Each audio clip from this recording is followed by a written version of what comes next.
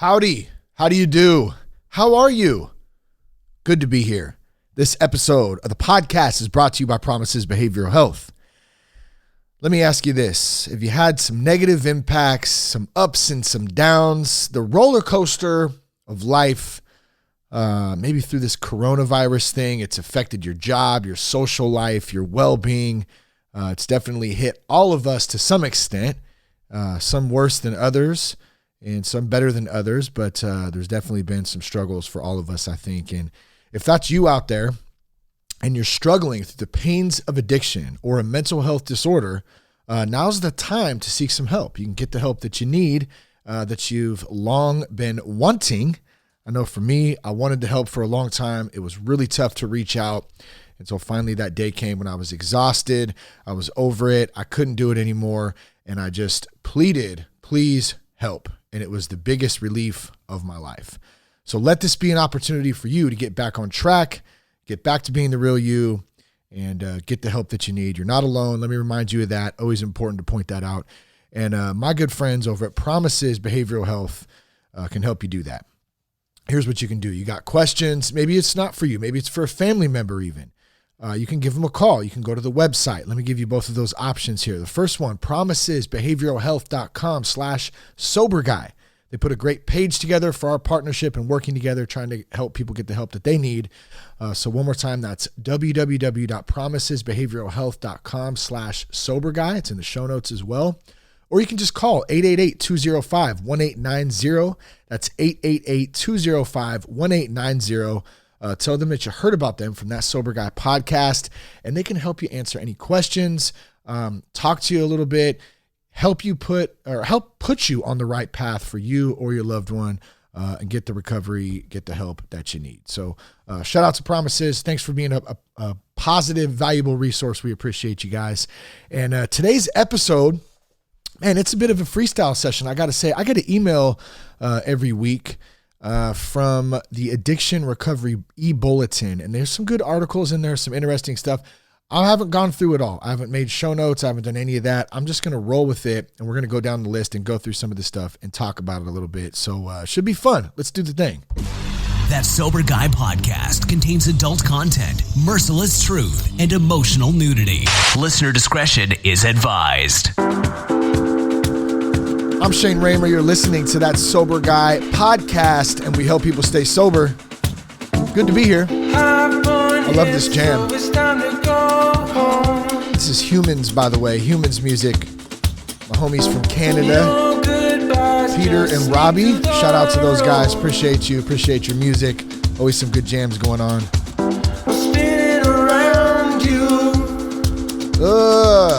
Yeah.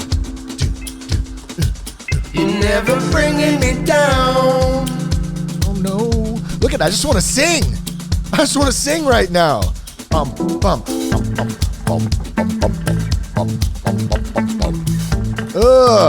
right. What's up? I'm glad to be on the microphone again. Glad you're here. Thank you for tuning in today. If it's your first time listening to the show, welcome. You're in the right place, as they say in the rooms. Should be a good time today. We're going to freestyle a little bit and go over some of these different articles from Addiction Recovery E-Bulletin. Let me just click on this here. I had it up a minute ago and it went out. But man, things are slowly starting to get back to somewhat normalcy. Some stores are opening up. Some restaurants are opening up out here in Cali. We spent a whole bunch of money over the weekend going out to eat, which was fun. So shout out to all the local spots for getting it together, being safe, of course, and providing service to all of us out there who are ready to get back to some sense of normalcy in the world today. But I hope you're doing good. If you're struggling right now, there's never been a better time to get sober than today. At the same time, I know how tough it can be, and especially going through some times like this, some weirdness, some uncertainty, a lot of things going on. I was talking to a couple people recently and just saying, like, I can't imagine trying to get sober right now in this moment. So if that's you out there, I just want to congratulate you, honor you, and say stick with it. If you're new in it, just a couple weeks, a couple months, whatever it is, just stick with it. And I promise you, you're not alone in it, and you're going to get through it. It's going to get better. Just do it one day at a time. Keep showing up and listen to the podcast. Listen to this one. Listen to there's all kinds of podcasts out there. You got Dopey. You got, how about Meditation Studio?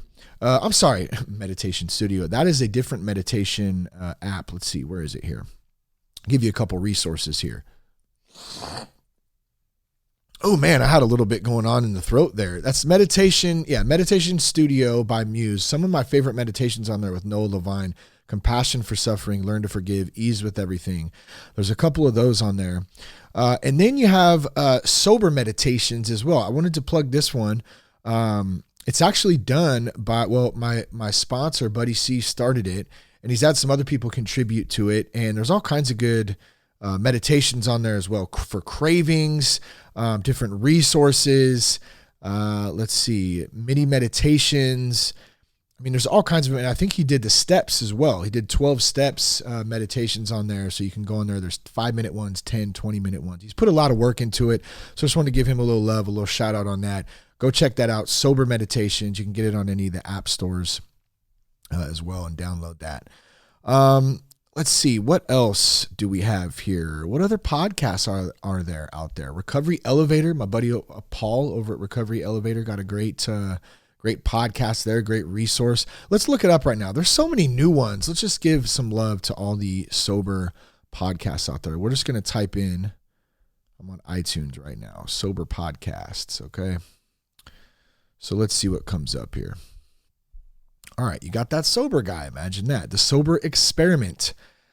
A Sober Girl's Guide. How to Stop Drinking Without Willpower. The Sobercast. That's AA meeting in a podcast. That one's been around for quite a while. They got some great content on there.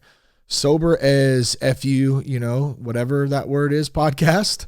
Blanked out there. Seltzer Squad. 2 Sober Chicks. Sober Pod. Let's see. Mother Recovering. Bell's 1-minute message. Drunk Mom, Sober Mom. Alex and Lisa. The After Party. Sober Sister. I mean, gosh, there's all kinds of stuff on here. Gosh, I didn't even realize how many there was. I mean, it's awesome. People have just really taken advantage of the ability to start podcasts and just ran with it. And so there's so much content. And look, here's what I'm getting at here. It's not about fixing you. A podcast isn't going to fix you. Okay. Listening to this podcast or any other podcast, it's not going to fix you. But let me tell you what it will do. And let me tell you how much feedback I've got from so many different people about what the podcast has done for them. And it's a little bit different for everybody. But one of the main themes that I hear so often is it helps to bridge the gap. It helps to make you understand that you're not alone, that you hear some great stories from some other people who've been through some of the same things. And you go, wait, damn, I thought I was the only one going through that. Turns out there's a lot of people going through some of the same stuff, so it helps bridge that gap. I can't tell you how many times too, I've had people email me and say, hey, I was always scared to go to a meeting or to go to a men's group or a women's group or, go get involved somewhere in my community and step out a little bit of my comfort zone, stop the isolation. And I walked back and forth for 30 minutes before I finally went in debating if I was going to go in. And when I did go in, it was the best decision I ever made. And they continue to go to those groups or the meetings and just be involved with people, and meet some new people and understand that they're not alone in this stuff. So just want to encourage you to do that. Find some sort of resources that can help bridge that gap for you and start the process of a solid foundation of recovery, whether it's 12-step, non-12-step, smart recovery, women's, men's groups, churches, all kinds of different stuff. What else? I'm just totally drawing a blank on this right now. Man, I totally had something. That's the weirdest thing. I must be getting old. I turned 40 next year, baby. Jess turns 40 this year, so she's a little older than me. So congratulations to Jess to that 41 coming up. I still got another year to go, but I swear sometimes I wonder because it's right on the refuge recovery. That's what I was thinking. If you want to go down the Dharma path, you got refuge recovery, similar to 12-step. But my point is there's no one right way to do it. The only right way is the way that works for you. And I'm very open to that on the show. I don't, 12-step for me was has worked, continues to work. And I have a few different elements. I've kind of hit on a few different programs. I've done some Refuge. I've done Celebrate Recovery. I've done some AA, done a little bit of NA. I mean, you kind of got to test the waters out and see what works. So I just want to encourage you guys to do that again. I know I'm sounding like a broken record here. And then we're going to move on to some of these articles. And also I wanted to say, here's how you can check us out. You can go to thatsoberguy.com. Resources on there. We got some sick hats. The California style hats are on there. Some hoodies, some tank tops, some t-shirts. I think I even posted up some of the stickers. If you want to order some Sober Guy stickers, the California style logo, those are on there as well. They're a couple bucks. So you can go on there, thatsoberguy.com, click on the store button on there. And you can also find it on Instagram at @RealThatSoberGuy, and now on Parler. That's Parler. Parler. Check out Parler. It's a great platform for free speech and for social media. And you can find us now on Parler at @RealThatSoberGuy, same as on Instagram at @RealThatSoberGuy. So go check us out on there. Okay, let's do this today. This comes from Weekend Addiction Recovery E-Bulletin. It looks like you can get this. I'll put this in the show notes in case you want to subscribe, so we can give these guys a little love on here for sending this out. I get it all the time. I'm usually in a hurry with what I'm doing throughout the day because work can be pretty busy some days, and so I'll kind of skim over it. And sometimes there's some good articles, and sometimes I just don't have time to go through all of them. And I thought today, I didn't have a guest this week. I didn't really have anything going on. I thought, well, why don't we just go through some of this stuff and see like what kind of articles are in here? So that's what we're going to do. And we're going to start with this one, lowering the bottom. Relapses are through the roof. Overdoses are through the roof. And how the pandemic is upping substance abuse. This is a pandemic within a pandemic. I would agree on that. I feel like it's also a fear pandemic as well. This, according to addiction expert Tim Ryan, who's watched the coronavirus outbreak exacerbate. That's a tough word to say when you're trying to do the two. The pre-existent opioid and mental health crisis. He's the star of A&E's 2017 Dope Man and founder of Man in Recovery Foundation. I believe I've talked to Tim a couple times. Good dude, solid dude, great story, doing a lot of great work out there. So a shout out to him. But let me read this article headline one more time, and then we'll dive right in because I know I got sidetracked again. But relapses are through the roof. Overdoses are through the roof. How the pandemic is upping substance abuse. We're hearing about this a lot, right? About how many people are relapsing right now, how many people are struggling. I mentioned it in the very beginning. I can't imagine trying to get sober right now and stay sober with all that's going on. I mean, definitely a huge issue right now. And there's a little quote on here. It says, you take rehab.com. Our website traffic is up 382% in the past 30 days with people looking for treatment for either substance abuse or mental health. It goes on to say, this is a pandemic within a pandemic, according to Tim Ryan. Tim is a former heroin addict. His mission is to assist others struggling with substance abuse. In a Friday interview, Tim explained how the stresses of isolation and financial trouble brought on by the pandemic are worsening addiction, both by pushing new users to abuse substances and making it more difficult for recovering addicts to stay sober. Rehab facilities are struggling to cope with the challenge of a viral outbreak, according to Ryan, who also said alcohol and fentanyl abuse seems to be especially prevalent as the nation stays home. So, this is a little bit of the point of, what I had been talking about getting back into the rooms of 12-step, getting back into the churches, getting back into the groups, because yes, there's risk involved with the coronavirus. Absolutely. It's a real thing. And, we definitely have to take precautions and be safe. And at the same time, what does the other side of that coin look like, or that situation look like when people's mental health is at risk and there's people relapsing, dying, and potentially, going back out after, having years being in recovery, or, on the verge of trying to get better, trying to get the help that they need. And you can almost create a case for, is is the actual pandemic, the solution to it, staying home and not going out, worse than, washing our hands, keeping a safe distance, and actually going back out into the public and being able to, live a free life that a human being deserves instead of being on this, I put it in quote, lockdown.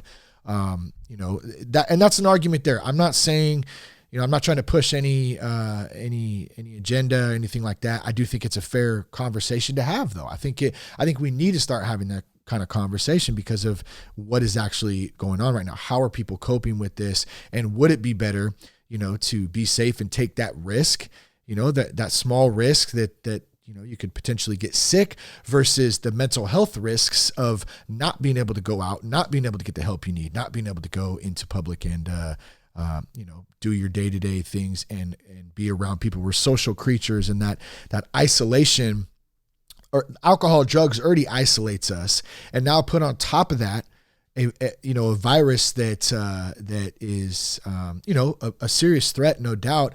But at the same time, now we're being forced to isolate as well on top of the struggle with the addiction part of it.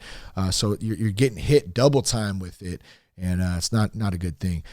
Tim goes on to say what people don't understand, or maybe they do because it was always in the news. We had a pandemic with the opiates and mental health prior to COVID. So what we really have done now is a pandemic within a pandemic, and relapses are through the roof. Overdoses are through the roof. Calls to mental health hotlines are up 800%. And I don't doubt that at all. I've gotten a lot of emails, a lot of messages, people getting the 90-day sobriety course, talk to a lot of people who have family members and are struggling. So, I'm seeing it firsthand. I'm here to tell you. And obviously those of us who are also in the recovery community outside are seeing it, just like Tim, who's talking about it here. And he goes on to say, whether someone was newly sober, 3 months, 6 months, 9 months, a year, they need purpose and they need connection. They need their fellowship. And take the person that's coming up on 90 days sober. They can't go to a 12-step based meeting. They can't get a 90-day coin. So a lot of people, on top of the instability of the market, the financial crisis, they might have lost a job. They're waiting on PPP funds. People are full of anxiety, panic, and the epidemic is getting worse.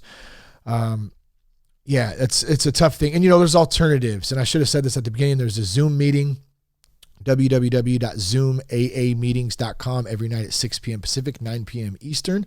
So you have options there in case there's, I know there's some places that are starting to open up meetings, whether that's not in your area or whether you're a person who chooses to stay home and you don't want to be out in the public. There are options like Zoom meetings. And so you can go there and you can find that one in particular. I know there's a ton more, but that's the one that I know about and have actively been in, zoomaameetings.com.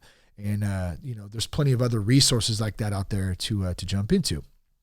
One of the questions here, they asked him, have you experienced that the pandemic is pushing people towards addiction who haven't struggled with it before? Tim said it's pushing people towards it because that's what's happening. Take the husband or wife or the 20-something-year-old that would get home from work, maybe have a few drinks. Well, now they're isolating at home, working through Zoom, starting to drink at 3 o'clock, starting to drink at 1, starting to drink at 10. You see how that goes. People are self-medicating due to the quarantine, and they're drinking more and abusing more, and relapses are through the roof right now, which is so true. And, Jess and I talked about this a couple of weeks back where we experienced this, Jess in particular, obviously, because I don't drink.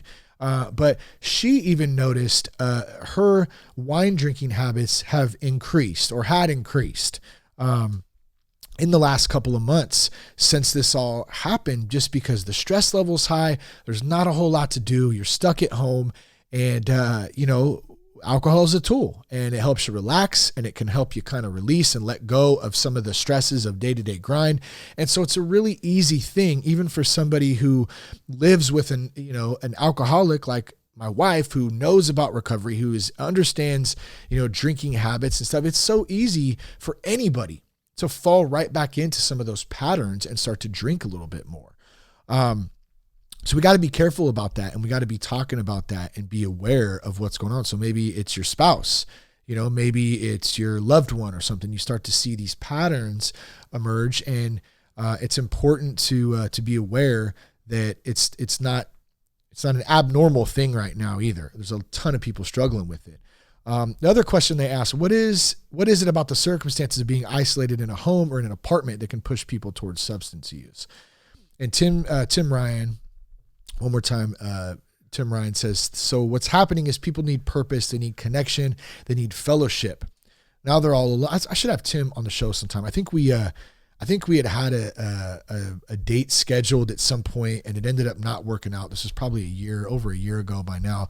Should actually reach out to him. So if anyone knows Tim and you're listening and you want to do a podcast, have him on, that'd be great to do. I'll try to reach out myself, but sometimes other people are good at making those connections. So I appreciate you if you do that. But he said, now that they're all alone, even the people that are crossing the line now, they don't realize. And what happens is people aren't saying anything. You know, you see people, hey, it's a Friday night drinking party. Let's have a Zoom drinking party. We definitely have seen a few of those. People are embracing this. I'm not saying either that there's anything wrong with people who aren't necessarily have an issue with alcohol getting together once a month or, once in a while and having a couple, drinks or whatever, if you can do that responsibly. I'm not judging is what I'm saying, but what we're talking about here is this is becoming more normal, and you'll see it increase as it goes on, these Zoom drinking parties, and people are really embracing it. Alcohol sales are up 250%. And you know what was funny? I think I mentioned this on the podcast that I did at Primo's with Juan and Tamika, was that I was driving into the Nut Tree about a month ago, and everything was closed down in there. I was actually going to Best Buy. With Nut Tree is like a plaza in Vacaville. There's a bunch of stores and stuff, and there's a Best Buy in there. I had ordered something online. They were doing curbside pickup. Well, as I was driving to get to Best Buy through the parking lot, you got to pass Bevmo, and Bevmo had a line out the door. People, there was probably, 7, 8, 9 people lined up, ready to go in to get their booze on. You know what I mean? I don't know I don't know their situation. I don't know any of the details, but here's what I do know is that right there, I personally saw alcohol being used as a tool. It's up 250%. It makes sense when you're seeing things like that. What else is there to do?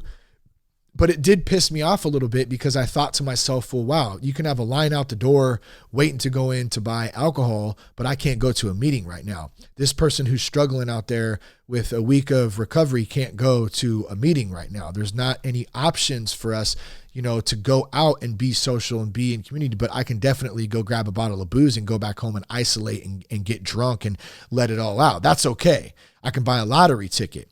I can go to the liquor store. I can do all that. I can go to Walmart. Here we go. I'm going to start going off. I don't want to do that at all because this is just, this is more just about talking about this stuff and trying to open up a little bit about it, get the conversation started, get people thinking. But he says, but Tim goes on to say, and then we're going to move on to the next article. This is a great article, by the way. I'd highly recommend checking this one out. But what else is fueling is domestic violence, child abuse, neglect, suicide, because people are in so much panic. They don't know how to put up their hand and ask for help if they're crossing that line. Their family members need to be cognizant of it and reach out for help. So I have a couple of friends who are police officers. They've confirmed that definitely they're seeing more calls in that area of abuse, domestic violence stuff. It's just not a good thing. And he says, so if they're isolating, they're not showering, if they're sleeping half the morning away, if they don't have a routine, then obviously if they drink alcohol, if they're drinking more and drinking in the day, if they're getting prescriptions for anti-anxiety medication, Valium, Xanax, those are also up 28% right now. So we really have to do a good job, a better job of reaching out, of trying to all play our little part. We all have a little part in this, right? Like, what is it? My little part is this podcast. My little part is talking to people in my community, trying to be a resource for people. And you have a little part in it too, whether you're a day sober or whether you're 20 years sober. If we all do our part, start talking about this, start lobbying to help bring people together, you know what I mean? And provide some resources, some options, get people feeling okay to reach out. It's such a big thing. I'm going to move on from this one. I want to kind of go down the list, but that's a great, that was in the Federalist, by the way.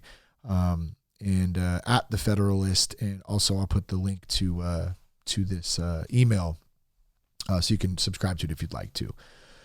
Let's see. Andy Irons and the ongoing saga of the surf world's opioid epidemic. That looks like a video. That looks cool. I might have to go back on that one. A month's delayed autopsy revealed the surfing star had died from a combination of a heart attack and drugs in his system, including medications for his bipolar disorder, as well as cocaine, methamphetamine, and methadone. That's at Inside Hook.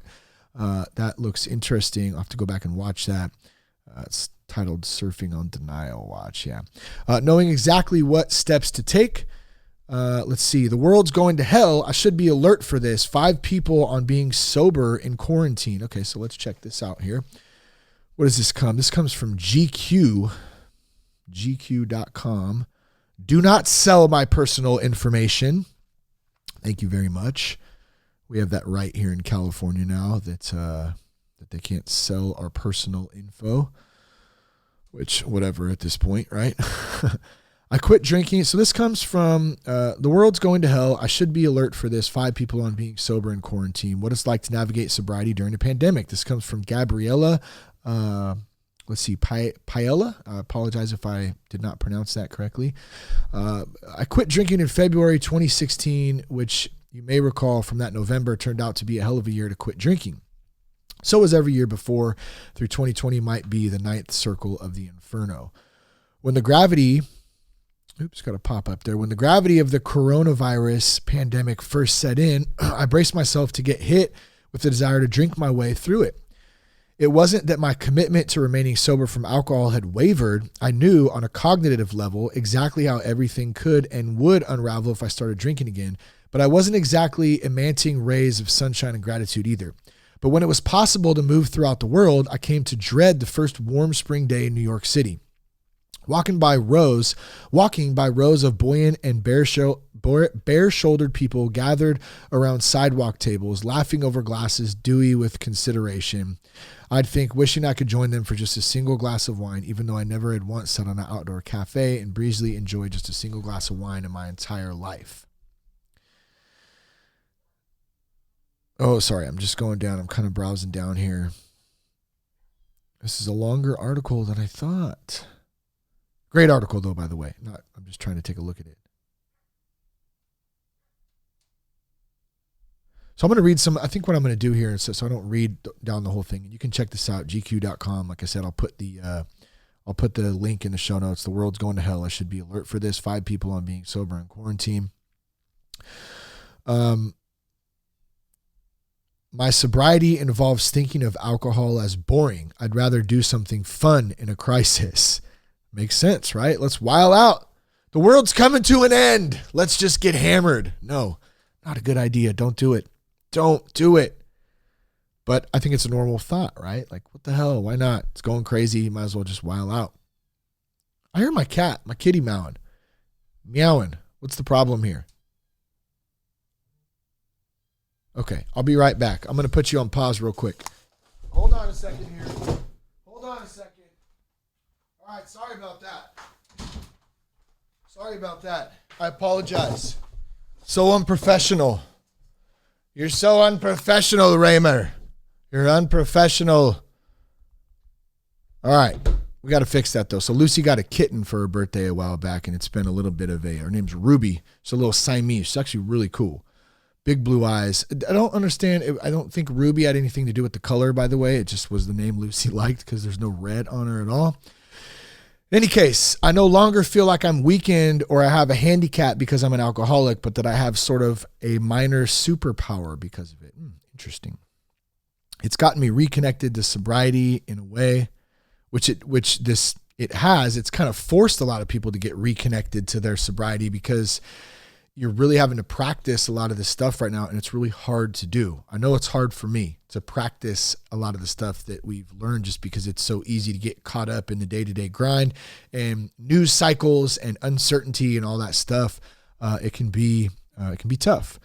So go ahead and check that out. I'll put that in there once again at GQ article in there. He said, she said. Scott DeSick, I don't know if I pronounced that one right either, plans to sue rehab for leaking photo. Facility speaks out. Noah Nordheimer, the CEO of the rehab facility, All Points North Lodge, addressed the controversy with TMZ as well. He doesn't know who took the photo or leaked it and claimed that the rehab would take legal action when the person is identified. The CEO insisted the protection of our clients' personal and confidential information is the utmost importance to us. I'm going to sue you because you took a picture. I mean, it did violate privacy, so I get that. Nobody wants their picture taken if they're trying to get some help that they need. Sounds like a sticky, crappy situation, and wish both parties the best in that. But you can check that out in there too. Let's see. Alcoholics Anonymous continues mission. Virtually watch. Helping those struggling with substance abuse to move past their addiction. Looks like a YouTube video. Putting the pieces together after escaping a California rehab cult at 5. What is this? Wow. Jolette was separated from his parents at 6 months old. Dang. And spent the next 4 years being raised by strangers at the Church of Synonons Ranch in Tamales Bay. Founded in 1958 as a tough love drug rehab program for hardened addicts like Jolette's father. Let's look into this a little bit more. This seems interesting. Wow. In 1995, a decade before Mikel Jolette became the frontman of the indie rock band The Airborne Toxic Event, he was a 20-year-old Stanford student enrolled in the university's popular psychology of mind control course taught by Philip Zimbardo of Stanford. Oh, wow. I remember reading about that, the Stanford prison experiment.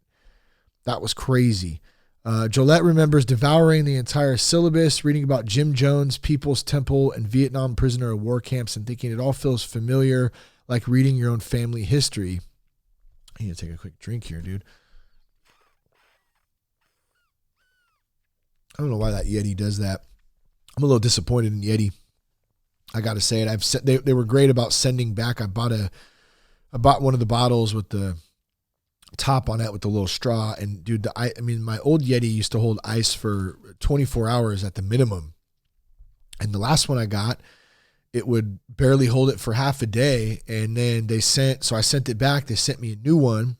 And this one's a little better, but it's just not, I don't know if they outsourced or what they did, but it's not the same, dang it.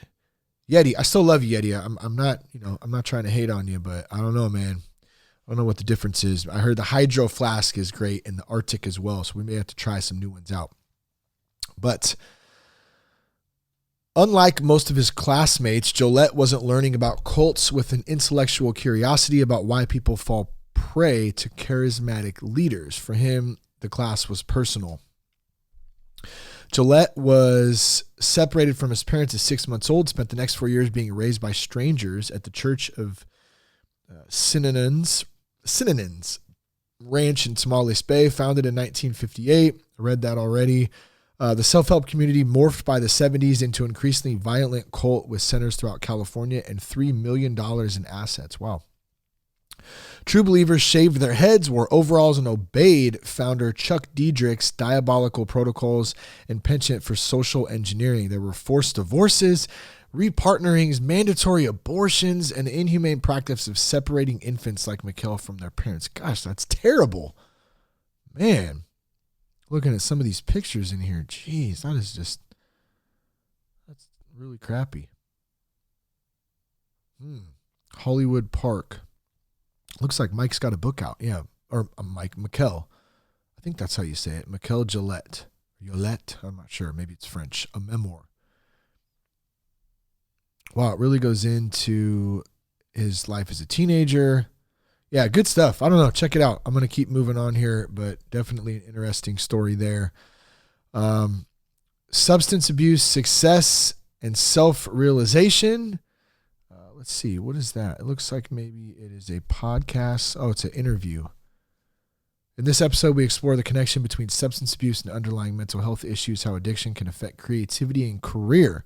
Also hear about treatment with Dr. Zev Schumann Oliver, an addiction psychiatrist focused on mindfulness as a path to healing. Good stuff there. Overdoses are down in New York State.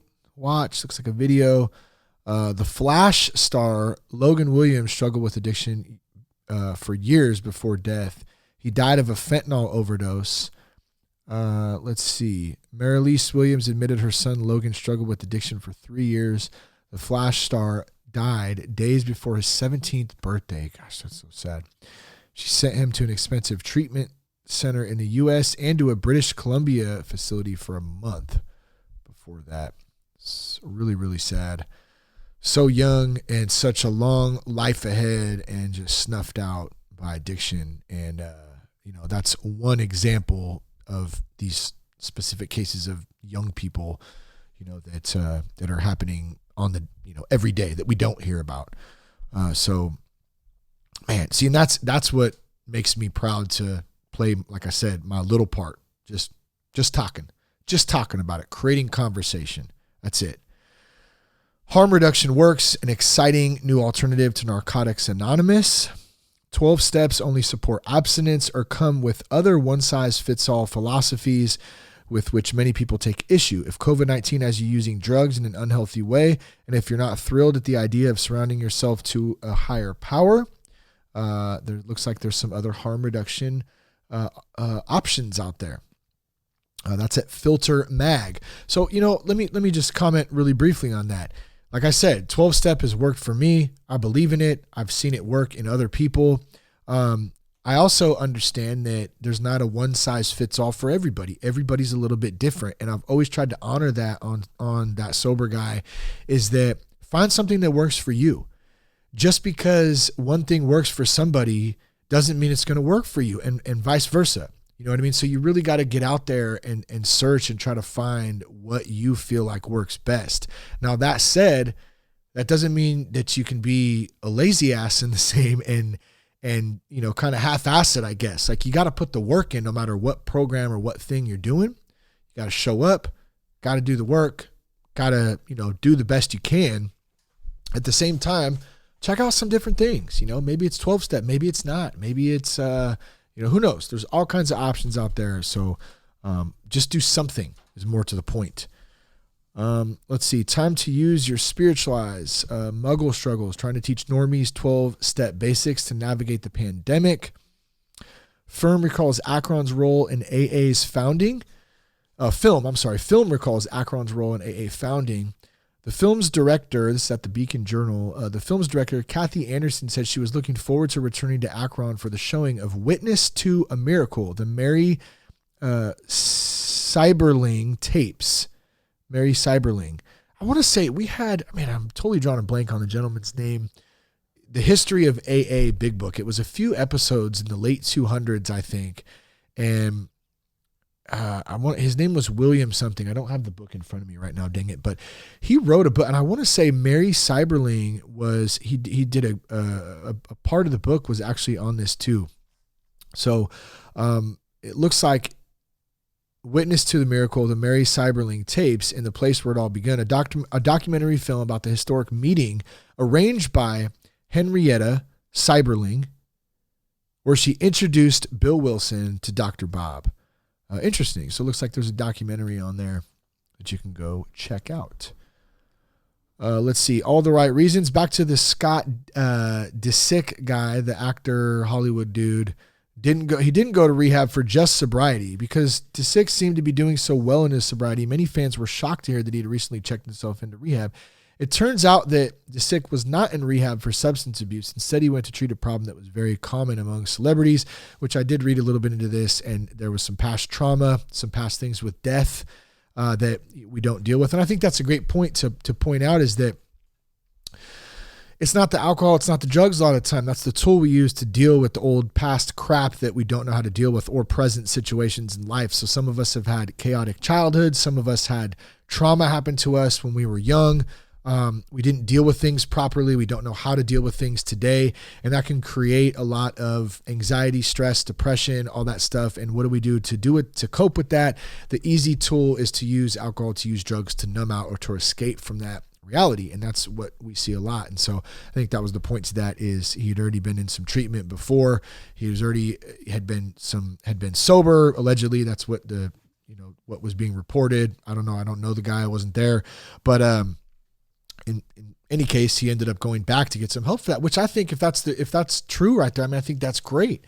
How hard is it to go back and revisit some of those things that we've experienced as children or in our young teens, even into our young years as an adult? It's not an easy thing to do, but that's a lot of the time by addressing some of that stuff, creating forgiveness, getting rid of resentments, learning how to deal and cope with things in a healthy manner versus using substances. That's where a lot of the healing comes in, and where we can start to get some, to get some healing, to get some peace, to get some joy in that. So good for him if that's the case. Therapist, the Four Agreements by Don Miguel Ruiz, one of the first books that I read back in the day in sobriety, and Seth is actually the one who had recommended this. Ooh, the items from Sticker Mule just went out. I ordered some new stickers from Sticker Mule. Great company, by the way. If you'd like to get some stickers, you can definitely use Sticker Mule. They give you little deals here and there, which is always awesome. I think I got 50 stickers for like $20 or something. But if you do want stickers and you'd like to do it an easier way to support the podcast too, you can go to the merch store on thatsoberguy.com, order some stickers, some merch there too. But anyways, the Four Agreements of Don Miguel Ruiz, a power up for your psychotherapy work. Don Miguel Ruiz is the author of the Four Agreements, by the way, states 4 agreements between us and that the world that can bring joy, satisfaction, health, good relationship, and success in our lives. I want to check this. I'm going to click on this really quick here. The 4 agreements. Let's go over the 4 agreements really fast here. Be impeccable with your word.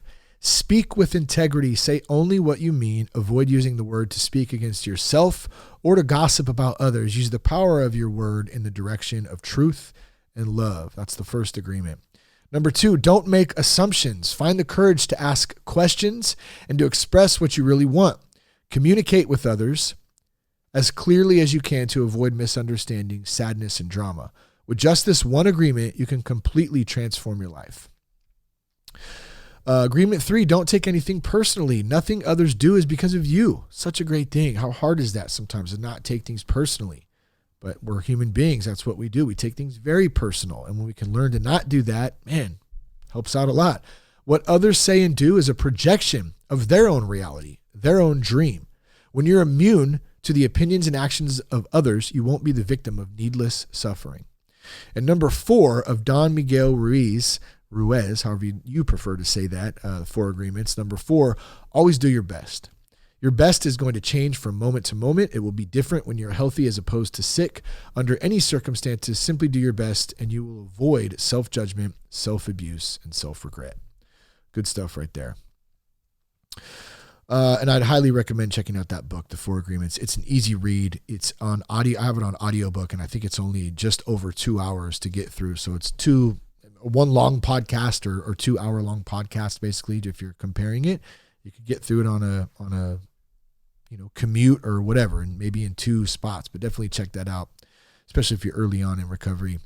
When the student is ready, these 6 steps were crucial in ending my addiction. Every time I would get sober, I would feel anxious, discontent, easily annoyed in my own skin. Whenever I would desire a change, I'd reach for something outside myself, drugs, alcohol, relationships, or one that we forget about often, I sure as hell don't, food. That's at Mind, Body, and Green. How not to transcend recovery. Sober spokesperson Ryan Leaf arrested for misdemeanor domestic battery. No way. I didn't even see that. Oh, man, that's a bummer, dude. Let's see what happened here. Former NFL quarterback Ryan Leaf was arrested in Palm Springs, California on Friday for misdemeanor domestic battery. Leaf's bail was set for $5,000.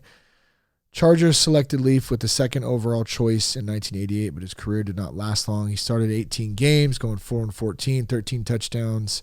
Leaf finished his career in Dallas in 2001, going 0-3 with 1 touchdown and 1 interception. If you'd like to hear, I actually had Ryan on the podcast when he first got out of prison and was starting to get back into recovery. He's working for Transcend at the time, who I just actually had Asher, who owns Transcend, just a little bit ago. But Ryan was a spokesperson, partnered up with them for a great place. And he was awesome, man. Great interview, a lot of stuff to talk about, very openly sharing. He said, Leaf 44 has openly talked about his personal problems, which included an addiction to prescription pain medicine and his multiple arrests on burglary and drug charges. His release from prison in 2014 marked the last time he'd been behind bars. He has shared his recovery story as a motivational speaker in recent years and has become a program ambassador for a sober living environment with homes in multiple cities, which I don't believe, just for the record, that Ryan still is with Transcend. So he's departed from that partnership, that agreement or whatever. And obviously this is bad news. I don't know the whole story. I'm not passing judgment by any means. I wish Ryan the best and his spouse or whoever was on the other end of this battery charge. Man, we're praying for you guys. And man, that's a crappy thing to hear. But hey, it's life, and we mess up sometimes, and we gotta pay the consequences and try to do better. Not good though. UK sobriety ankle tags to monitor offenders' sweat. Whoa, that's crazy. Under the scheme, courts will be able to hand out an alcohol abstinence order requiring the offender to abstain from alcohol for up to 4 months and wear the electronic tag. Wow. Recovery Coaches Connect. The opposite of addiction is connection. I've sent 3 times as many people from detox mid-March to mid-May last year. Liquor sales are up 243%. We saw that. Oh, man. I think that's about it here. This is America. Alabama mayoral hopeful suggests bringing back public hanging for convicted. What? Please consider that drug dealers have murdered for profit approximately 1 million teenagers, sisters, brothers, mothers, fathers, aunts, and uncles in a short 20-year period. Wow. That is crazy. I have no comments on that. That's just insane. I'd have to read a little bit more into that before I even wanted to mess with that one. That sounds insane, though. Where are the stars from Celebrity Rehab now? Dr. Drew Pinsky is an addiction, in case you don't know, recovery expert who rose to fame as one of the hosts of the syndicated radio talk show Loveline.